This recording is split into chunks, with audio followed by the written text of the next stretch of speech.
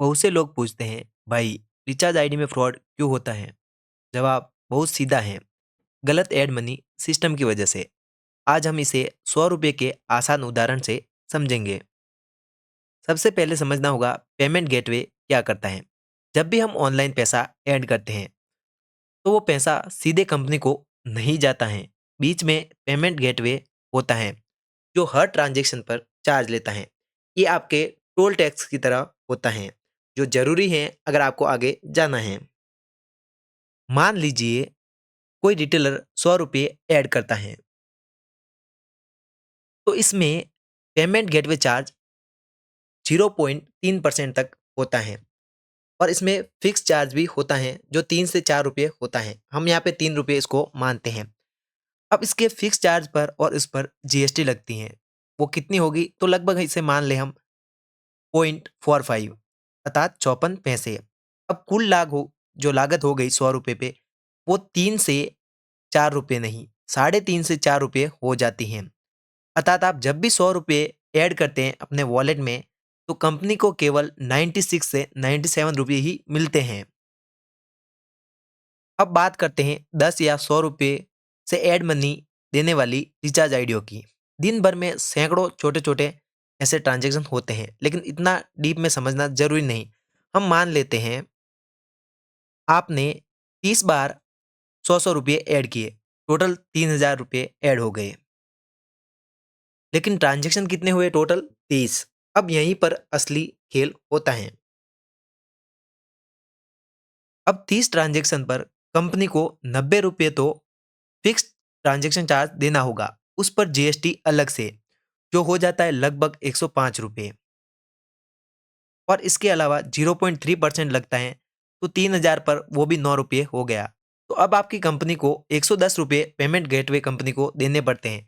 इसका मतलब आपने 3000 ऐड किए तो आपकी जो मेन रिचार्ज कंपनी है उसके पास 2900 रुपये से भी कम पैसे जाते हैं तो कंपनी का घाटा शुरू हो जाता है क्योंकि इसमें 105 से 110 रुपये पेमेंट गेटवे चार्ज लग गया जैसे टोल टैक्स लगता है। अब कंपनी को ये भी करना है, रिटेलर को कमीशन देना है, डिस्ट्रीब्यूटर को कमीशन देता है, सर्वर, स्टाफ का खर्चा, तो कंपनी का घाटा होना तय है। घाटा बढ़ने के लिए कंपनियां गलत तरीके अपनाती हैं। जब कंपनी को लगातार घाटा होता है तो ये काम करती हैं, आपका बैलेंस फंसा देती हैं, सर्विस स्लो हो जाती है और आपके वॉलेट से पैसा कट जाता है। फ्रॉड लालच से नहीं घाटे से शुरू होता है। अब सबसे बड़ी बात, हमारी कंपनी का सिस्टम इसके पूरा विपरीत है। हमारी कंपनी में एड मनी 3000 रुपये है।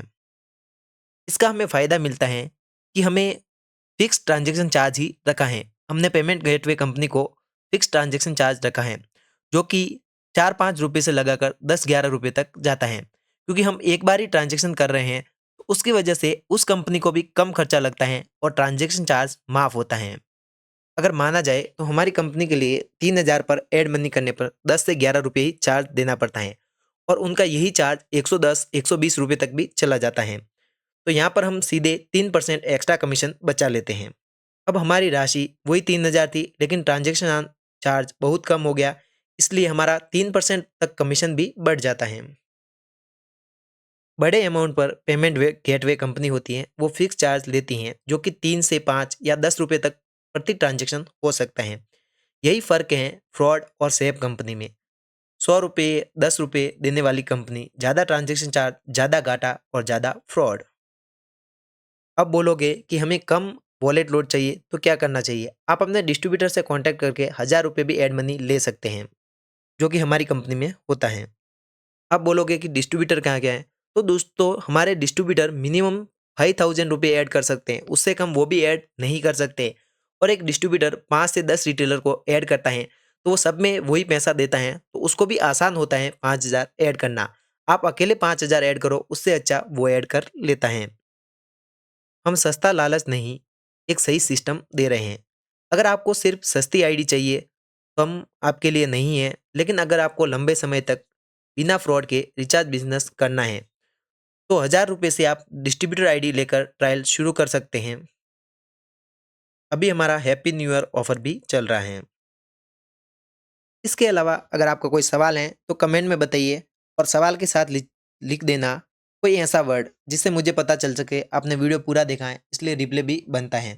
तो आपको एंड में लिखना है बदल दो और फिर आपका जो भी सवाल है वो लिखें।